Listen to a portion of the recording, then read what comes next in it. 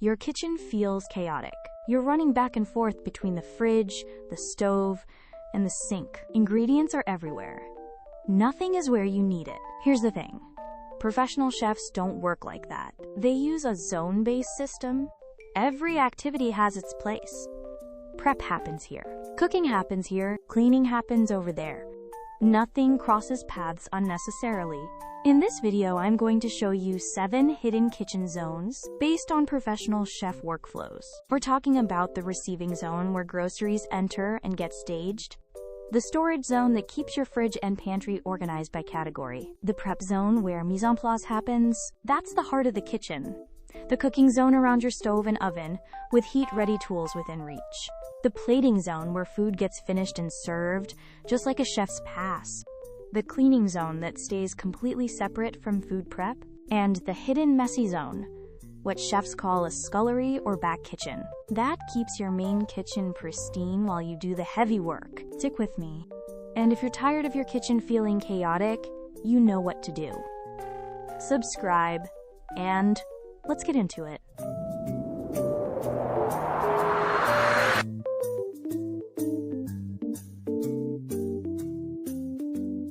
First, the receiving zone.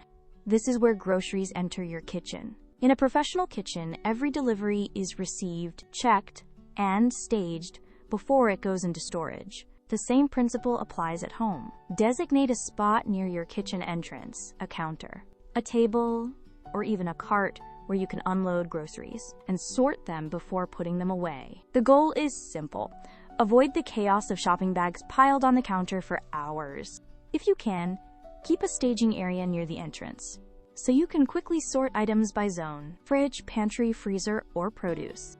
Pro tip: keep a small bin or basket in this zone for items that need to go to other rooms, like cleaning supplies or pantry overflow. Next, the storage zone. This includes your refrigerator, freezer, pantry, and dry goods cabinets. In a professional kitchen, storage is organized by category: proteins together, vegetables together, dry goods together, sauces together. Nothing is mixed randomly. The same logic applies at home. Group like items together. Use clear bins so you can see what you have, and use the FIFO system, first in, first out, so nothing expires in the back of your pantry. If you have the space, create a separate snack zone or beverage zone for quick access. This keeps the main storage areas dedicated to meal ingredients.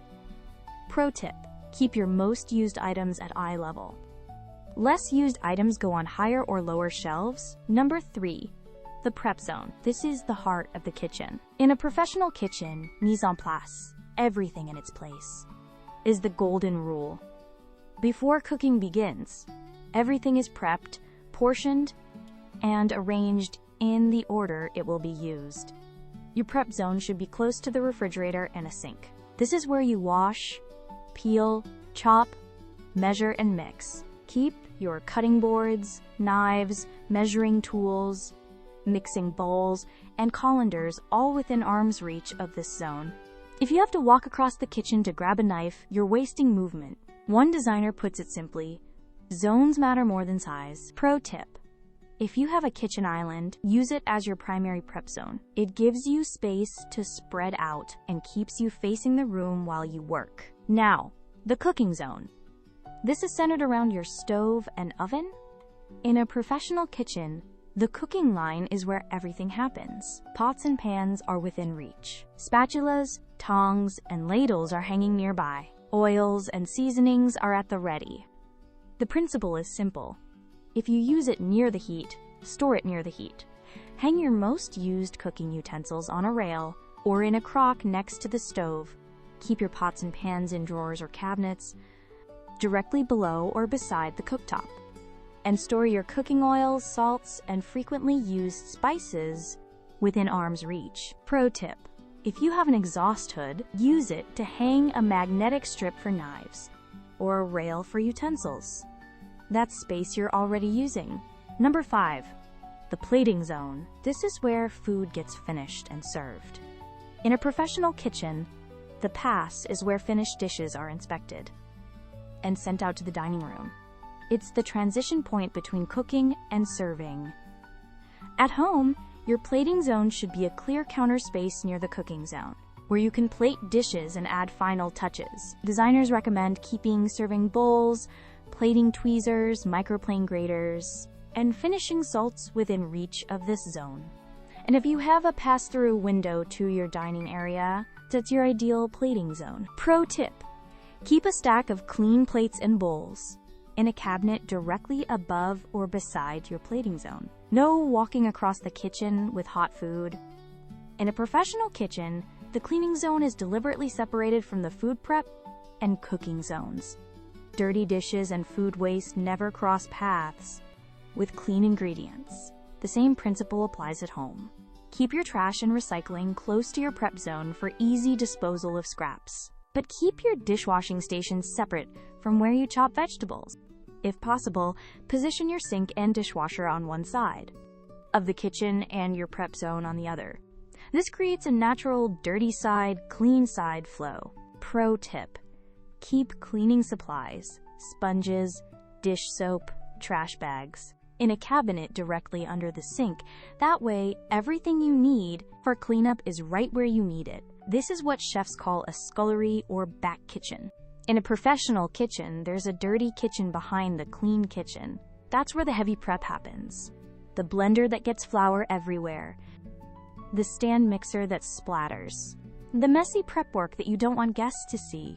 At home, this can be a butler's pantry, a scullery, or even just a designated messy corner. It should include a receiving point, a washing station, an active counter, and a return storage area. A well-planned, messy zone keeps your main kitchen pristine while you do the heavy work. It should have good ventilation and surfaces chosen for work that guests never see. The goal isn't a second showroom, it's a quieter main kitchen during daily cooking and family meals. Pro tip: if you don't have space for a full scullery, use a rolling cart or a designated area in your pantry for messy prep work. 3 bonus tips for zone-based kitchen layouts. 1. The work triangle still matters. The sink, stove, and refrigerator should form a compact triangle. The optimal distance between each point is between 120 and 270 centimeters. 2. Walkway clearance. You need at least 90 centimeters of clear walking space, ideally 100 to 120 centimeters, between opposing runs or an island in cabinetry. 3. Zones matter more than size. A small kitchen with well-defined zones will always outperform a large kitchen with no organization. Start with the zones, then add the storage. That's 7 hidden kitchen zones. The receiving zone, where groceries enter. The storage zone for fridge and pantry. The prep zone, where mise en place happens. The cooking zone around your stove. The plating zone, where food gets finished. The cleaning zone that stays separate. And the hidden messy zone that keeps your main kitchen clean. Your kitchen can work like a professional kitchen. Start with one zone. Just one. See how it feels. Which zone is missing from your current kitchen? The prep zone? The messy zone? Tell me. Subscribe if your kitchen deserves better than chaos. I'll see you in the next video.